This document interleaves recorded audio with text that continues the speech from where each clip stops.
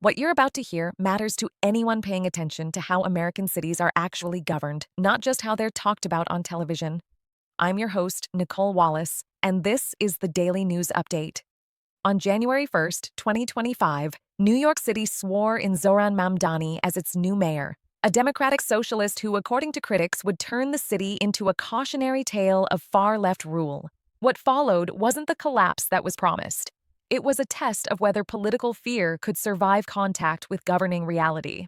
This is the story of New York, Zohran Mamdani, and the first 15 days that challenged everything his opponents said would happen. When Zohran Mamdani was sworn in as mayor of New York City on January 1st, he did not just inherit the largest municipal government in the United States, he inherited a narrative.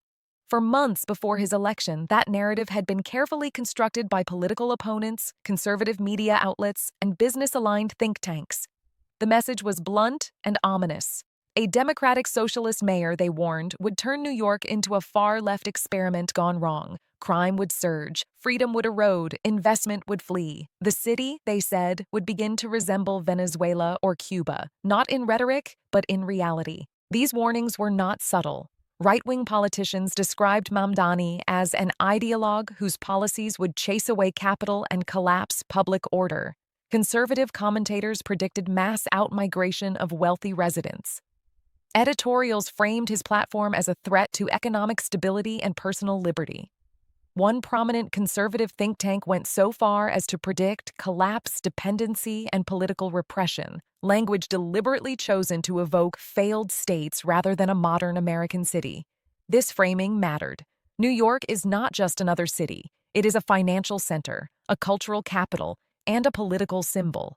If a democratic socialist could win and govern effectively there, it would challenge a long-standing assumption in American politics that left-wing economic policies are inherently unworkable at scale. The stakes were not just municipal, they were national. Mamdani, 34 years old and the son of academic immigrants, ran a campaign centered on affordability.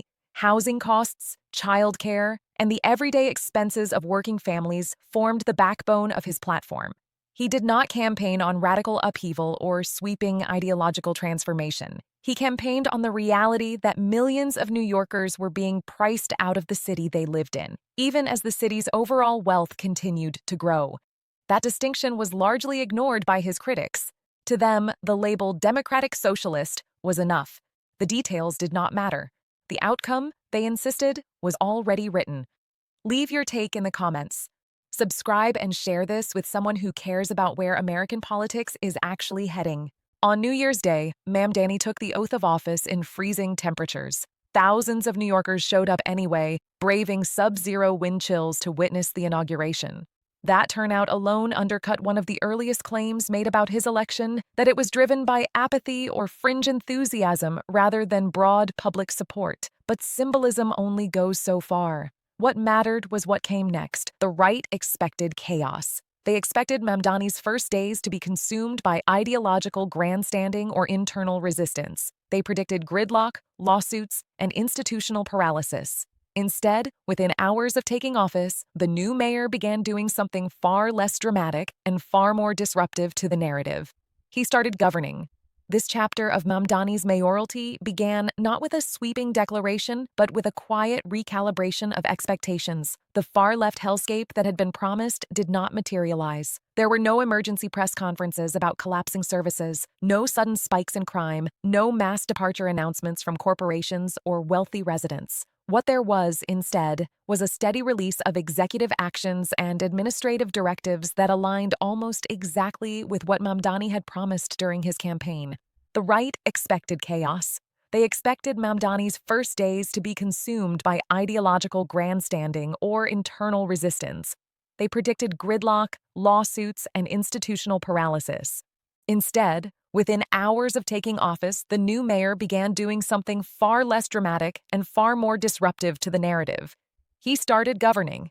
This chapter of Mamdani's mayoralty began not with a sweeping declaration, but with a quiet recalibration of expectations. The far-left hellscape that had been promised did not materialize. There were no emergency press conferences about collapsing services, no sudden spikes in crime, no mass departure announcements from corporations or wealthy residents. What there was, instead, was a steady release of executive actions and administrative directives that aligned almost exactly with what Mamdani had promised during his campaign. For his critics, this was the first problem. The disaster they had forecast relied on immediate failure. Without it, the story began to fray, and as the first 15 days unfolded, it became increasingly clear that the mayor's approach was not revolutionary theater, but disciplined execution. Housing was always going to be the central test of Mamdani's administration. New York's affordability crisis did not emerge overnight, and no mayor can solve it in 15 days. But Mamdani's critics were not waiting to see long-term outcomes. They were waiting for signs of incompetence or extremism. What they got instead was bureaucratic focus. On his first day in office, Mamdani announced the creation of 2 task forces aimed at accelerating housing development. One was tasked with reviewing city-owned land to determine what could be built and where. The other was charged with identifying and removing bureaucratic and permitting barriers that slow construction across the city. This was not flashy policy. It was administrative work, but it targeted a long-standing bottleneck in New York housing policy, the city's notoriously slow and complex approval process. This move was notable for 2 reasons. First, it acknowledged a reality often avoided in ideological debates about housing: supply matters. Even aggressive tenant protections cannot stabilize rents if housing remains scarce. Second, it signaled that Mamdani was willing to engage directly with the mechanics of development rather than treating housing purely as a moral issue. At the same time, the mayor announced a series of rental rip-off hearings, giving tenants a public forum to testify about unsafe conditions, neglect, and abusive practices. The hearings were framed not as an attack on all landlords, but as a targeted effort to address the worst actors in the market. The distinction mattered little to conservative media, which quickly portrayed the initiative as anti-property and anti-business. Fox News criticized Mamdani for siding with tenants, as if that were a radical departure from the role of a city government. The New York Post amplified the objections of landlord lobbying groups, presenting them as victims of government overreach. What these critiques largely ignored was public opinion. Polling consistently shows that New Yorkers view housing affordability as one of their most urgent concerns and support stronger tenant protections by wide margins. Later in the week, Mamdani issued an executive order giving city officials 45 days to bring homeless shelters into compliance with health and safety codes. He also directed agencies to develop a plan to improve conditions in New York's jails, including steps toward ending solitary confinement. These were not symbolic gestures. They were time-bound directives with measurable benchmarks. Critics argued that such reforms would be expensive or disruptive. Supporters countered that failing to address unsafe shelters and inhumane jail conditions was already costly, both financially and morally. What was clear was that Mamdani was prioritizing governance over messaging. Each action fit into a broader framework of improving living conditions rather than reshaping ideology. This chapter of the story matters because it dismantles a central claim made by Mamdani's opponents. They argued that a democratic socialist mayor would be hostile to the basic functions of government, that he would reject incremental reform in favor of ideological purity. The evidence from his first 15 days pointed in the opposite direction. Mamdani was using the existing machinery of city government to pursue his goals, not attempting to tear it down. Perhaps the most politically significant moment of Mamdani's first 15 days came when he and New York Governor Kathy Hochul announced a plan to provide free childcare for 2-year-olds in New York City. The announcement carried weight not only because of its substance, but because of its symbolism. Critics had repeatedly claimed that Mamdani would be isolated, blocked by state leadership, and unable to deliver on major initiatives. The joint plan with Hochul directly contradicted that narrative. For parents across the city, the proposal addressed a concrete and costly problem. Childcare expenses in New York routinely rival or exceed rent, forcing families to make impossible choices about work and caregiving. Advocacy groups praised the plan as transformative. The New York Democratic Socialists of America called it a major win. New Yorkers United for Childcare described it as a huge moment for parents. The backlash was immediate and predictable. The New York Post denounced the plan as a taxpayer-funded boondoggle, warning of fraud and fiscal irresponsibility. What the editorial did not engage with were polling numbers showing that roughly 2/3 of New York voters support free childcare, including support for funding it through higher taxes on the wealthy. This disconnect between elite media outrage and public opinion has become a defining feature of Mamdani's early tenure. The right-wing critique often assumes a public hostility that does not appear to exist. Instead, many of the policies being attacked align closely with voter priorities. Mamdani also drew criticism for comments on national and international issues. He objected to the idea of U.S. intervention to capture Venezuela's president, calling it an act of war and a violation of international law. He condemned the ICE killing of Nicolle Wallace, statements that prompted predictable outrage from conservative outlets. These interventions reinforced his ideological identity, but they did not derail his municipal agenda.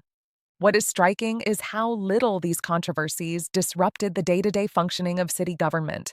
Despite the volume of criticism, Mamdani continued rolling out policy, meeting with agencies, and executing campaign promises. The feared paralysis never arrived. The final days of Mamdani's first 10 days offered a small but telling moment. For years, cyclists crossing the Williamsburg Bridge had complained about a dangerous dip at the Manhattan exit. The issue had been documented, discussed, and ignored. On a Tuesday morning, Mamdani showed up with Department of Transportation workers and had the ramp fixed. It was not a revolutionary act. It did not redistribute wealth or restructure power. But it demonstrated attentiveness to everyday problems, the kind that define how residents experience a city. Even the New York Post, normally relentless in its criticism, struggled to find fault with the gesture. This moment encapsulated the broader reality of Mamdani's opening days. The dystopia predicted by his opponents did not arrive. Instead, what emerged was a mayor focused on affordability, administrative efficiency, and visible improvements to daily life. None of this guarantees long-term success. New York's challenges are immense, and resistance to Mamdani's agenda will only intensify. But the early evidence does undermine the most extreme claims made about his leadership. If this made you think, hit like, subscribe for more stories like this, and drop your take in the comments. Share it with someone who's been watching New York closely. The lesson of these 15 days is not that democratic socialism has been vindicated or that critics have been silenced. It is simpler and more unsettling for those who predicted disaster. A mayor they described as dangerous has, so far, behaved like a pragmatic administrator. The far-left hellscape never arrived. Instead, New York got rent hearings, childcare plans, housing task forces, safer shelters, and a smoother bike ramp.